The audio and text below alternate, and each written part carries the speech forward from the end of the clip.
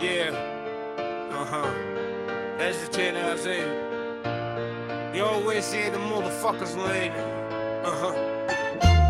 Kara giyinip insanlar sanki cenaze havasında. Anlamıram bu gerdişi, nedir dünyanın bu gedişi. Məğlub olmaq istəmirəm, ancaq xatırlayıram vidaları. Qəbullanmayacam yalanları, axtarıram həyatımda qalanları. Yoxa çıxıb insanlıq, xoşbəxt olmayıb sananları. Bir dəmlik çay ilə dostluqları, uşaqlıq travmaları, yaşayacağın anları möhtaç hiss edib ağlayanları. Aldadıb gizlədilən günahları, bədbəxtlikdən qaçanları. Bir yardım edin deyə dilənənləri, arayıb özünü tapmayanları.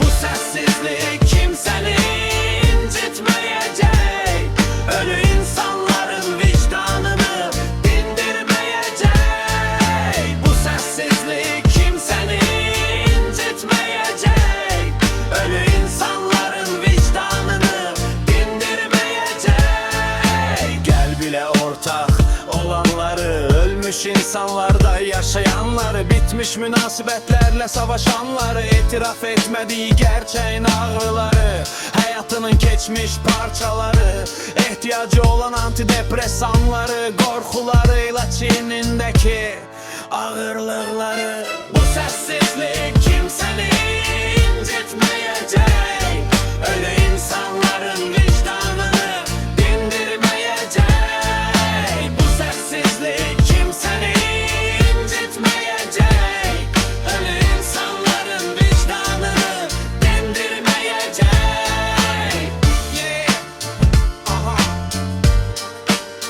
Yeah. Yeah.